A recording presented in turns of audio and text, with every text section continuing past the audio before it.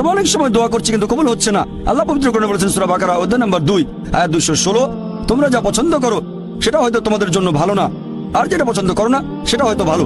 তোমরা এটা জানো না, তবে আল্লাহ জানেন।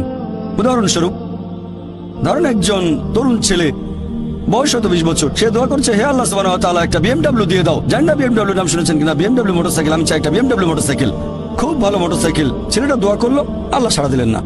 হয়তো আল্লাহ জানেন যে আল্লাহ যদি তাকে মোটরসাইকেল দিতেন সে অ্যাক্সিডেন্ট করতো, পা ভেঙে ফ্র্যাকচার হতো, পঙ্গু হয়ে পড়ে থাকতো। তাহলে এখানে আল্লাহ সুবহানাহু ওয়া তাআলা তার ডাকে সাড়া দিয়েছেন সাড়া না দেওয়ার মাধ্যমে। আল্লাহ তার ডাকে সাড়া দিয়েছেন সাড়া না দেওয়ার মাধ্যমে। আল্লাহ তাকে মোটরসাইকেল দেননি কারণ সে ভালো বান্দা, সে খুব ভালো মানুষ, সে যা যাচ্ছে তা ভালো হবে না আমি জানি, কিন্তু সে জানে না, তাই আল্লাহ দিচ্ছেন না। এভাবে আল্লাহ সাড়া দিচ্ছেন সাড়া না দেওয়ার মাধ্যমে। আবার কিছু লোকজন আছে, যেমন আল্লাহ বলেছেন পবিত্র কোরআনে সূরা বাকারা অধ্যায় নম্বর 2 আয়াত 15 ও 16, এখানে ভণ্ডদের কথা বলা হচ্ছে। আল্লাহ তাদের রশি দেবেন, তারা বিভ্রান্তের মতো ঘুরে বেড়াবে, তারা সম্পদ চেয়েছে আল্লাহ দিয়েছেন।